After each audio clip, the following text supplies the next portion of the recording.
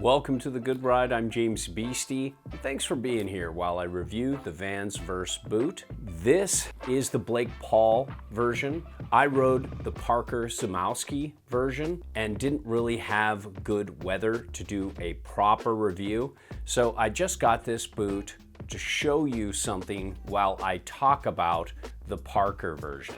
And just so you know, I was not paid by Vans to do this review. It's an honest, objective review for you, the consumer, but we do have a sponsor that helps keep this dream alive, and that's Stoked Board Shop. So if you're in the EU, it really helps if you buy through our links there. It supports a good shop and keeps objective content flowing here at The Good Ride. I rode these for a full day with my Union Atlas and a wide variety of boards at a demo. I am going to reference this occasionally against my ride deadbolts, but this is primarily about the Verse. To talk snowboard dating app, some things that might make you want to swipe right. This is sealed up, great for those that see a lot of wet snow and weather. Excellent sole, dual adjustability, upper and lower. The Blake Paul has a release in the back for touring or for those who have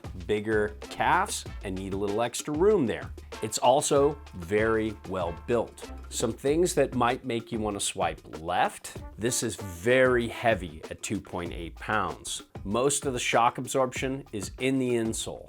So let's get into weight. This is 2.8 pounds. That's super heavy. This is 1.8 pounds, my deadbolt. Most boots are around 1.8 to 2.2 pounds. So 2.8 pounds is pretty heavy, and I feel it. I felt it when I was testing at the demos that day.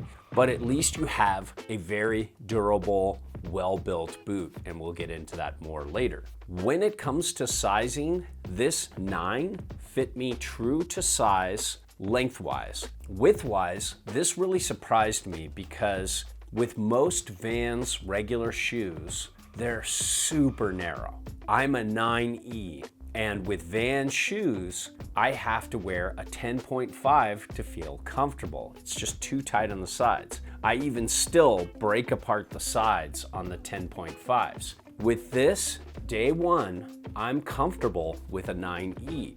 So these run a touch on the wide side of regular and work really well for E and below. If you're a double E or triple E, they won't fit for you, but they definitely run wider than their shoes do, and I really like that. They were comfortable right out of the gate. I didn't feel like I needed to heat mold these liners, but you can heat mold these very easily if you need to press out a certain area. Now, when it comes to adjustability, you have upper and lower BOA separation. So when you pop this bottom part, I don't know if you can see that, this comes loose right here. So let me tighten that up for you and show you.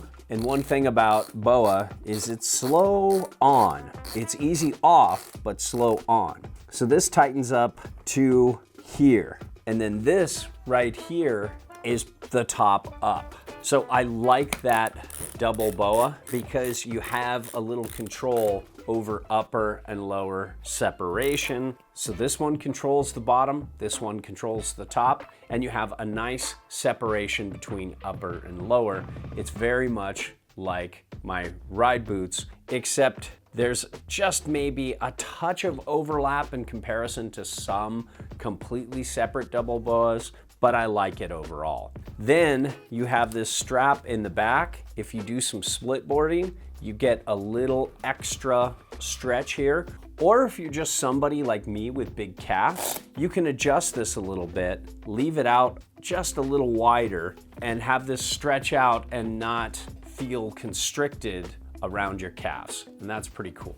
With the Zimowski, you don't get this. This is only with the Blake Paul, and I rode the Zimowski, but it's a very similar ride, especially with this Velcro here.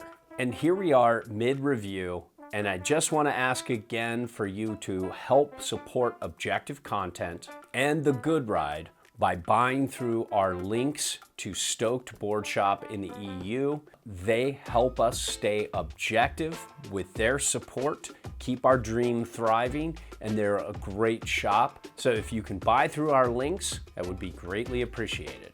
So when it comes to flex versus response, let me show you the flex here.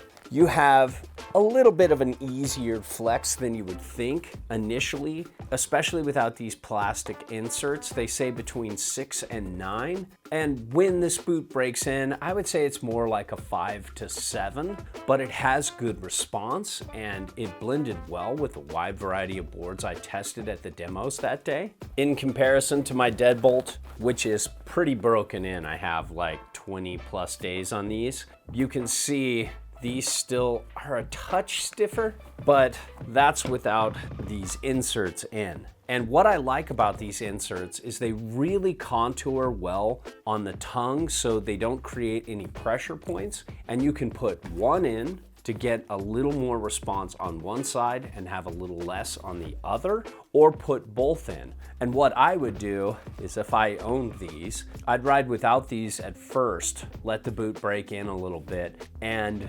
about mid-season, I'd pop these in as they start to soften up. You can't really see with this cool built-in gator here that keeps water out.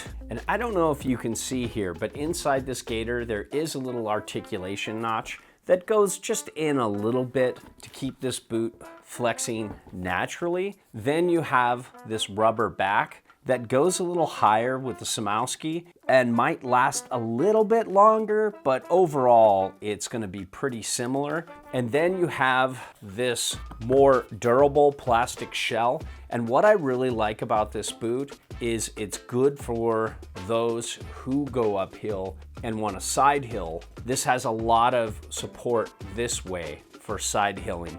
And I think that's pretty cool in terms of flex retention and side hilling ability, because it's always tough with snowboard boots to side hill. And the overall construction of this boot is really good. You can just see it's really well thought out for being burly and durable. It might not hold its flex as well as some higher end boots in this realm, but it's going to keep its flex long enough and it's not going to break apart. You have strong, solid rubber in the toe, a really grippy toe area here, so almost no toe strap will slip off. Another thing I like about this boot is it's not really that curved. You can see it runs pretty flat, so it integrates with a wide variety of bindings. It has a little kick here to match most bindings gas pedal that usually curves up too, but overall it's a pretty flat sole, and it's somewhat similar to my ride boots that run pretty flat too. Other boots like Burton have a little more curvature. When it comes to shock absorption, Vans does some cool stuff here. They have a nice balance between board feel and shock absorption. You have a decent amount of EVA foam in the heel here, and then a more minimalist feel on the front by your metatarsal and your toes, where you get a little bit more board feel, a little more leverage on the gas pedal. But what I've discovered is that most of the shock absorption in this boot lies in the heel cup of the insole, not so much the boot. So when I took the insole out and put my foot back in to just see how this feels, and did the same with my ride deadbolt, I felt like there was a lot more EVA foam with the deadbolt here. And I felt like this was more shock absorbent. So if you put in an aftermarket insole like Footprint Game Changer or Sandsole or Remind or something like that, you're still gonna have a lot of factory shock absorption. When I put this insole back in, suddenly the Verse becomes more shock absorbent than my deadbolt. But it's all from here. So if I put in an aftermarket insole, it drops down a little bit because you don't have as much shock absorption in the actual sole. And this time around with this extra padding and the extra thick sole here, it felt like there was a little more padding in the metatarsal than a lot of other Vans boots I've tried in the past. Maybe they've bumped it up a touch across the board for 2024, or maybe it's just the Verse, but I like it because in the past I felt like I didn't have enough padding in the metatarsal area, and sometimes it could hurt there if you're not on a cushy binding. When it comes to traction, I loved this rubber sole. There was some hard snow in the lift lines that I was in, and this just held no problem. This rubber stays soft enough in the cold to still grip, and it's rubber throughout the entire sole, and a lot of it. You can see this is gonna last for a long time. When it comes to the boot's footprint and how it fits on the binding and helps you reduce toe and heel drag for the size that fits you, it's very good. It's right there with Burton. I would say it's about 5 millimeters shorter than my Ride Deadbolt. And my Ride Deadbolt's about 5 millimeters longer than Burton boots across the board, no matter what Burton boot you get. So this is very reduced, yet it still felt pretty warm. So it's a nice balance of being reduced in footprint and staying pretty warm for most riders. So usually I would say get a new insole because most factory insoles suck.